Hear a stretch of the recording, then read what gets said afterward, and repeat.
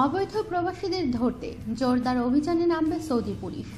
Saudi আরবে বসবাসরত অবৈধ প্রবাসীদের নিজ নিজ দেশে ফিরে যাওয়ার জন্য 3 মাসের যে সাধারণ ক্ষমা ঘোষণা করা হয়েছে তা শেষ হতে আর মাত্র 1 মাস বাকি।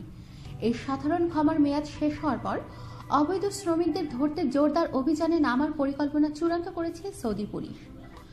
সৌদি স্বরাষ্ট্র মন্ত্রণালয়ের জননিরাপত্তা বিভাগের সহকারী পরিচালক মেজর জেনারেল জামান আল ঘামদি বলেছেন, প্রতিদিনের অভিযানে নজরদারি করবে স্বরাষ্ট্র মন্ত্রণালয়, আর নিরাপত্তা বাহিনী তাদের মাঠ পর্যায়ে টহল জোরদার করবে। এই অভিযানের পরিকল্পনা নিয়ে পুলিশের ঊর্ধ্বতন কর্মকর্তারা নিজেদের মধ্যে আলোচনাও করেছেন।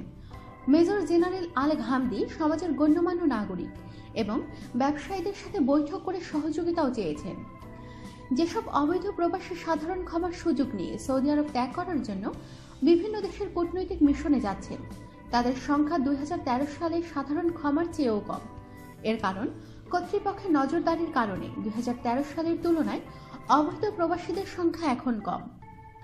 2013 সালের সাধারণ ক্ষমার সময়ের এক পরিসংখ্যান বলছে, সে সময় মক্কা এলাকার সবচেয়ে বেশি অবৈধ প্রবাসী ছিল।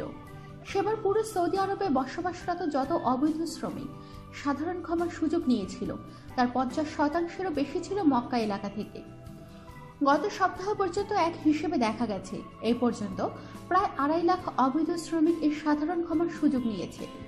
স্বরাষ্ট্র মন্ত্রণালয়ের হিসাব বলছে, গত সপ্তাহ পর্যন্ত 2,24,637 জন অবৈধ প্রবাসী সৌদি আরব ছাড়ার জন্য আবেদন করেছে এবং তাদের মধ্যে 49,000 জন ইতিমধ্যে নিজ নিজ দেশে ফিরে গেছে। আমাদের সাথেই থাকুন, সাবস্ক্রাইব করুন।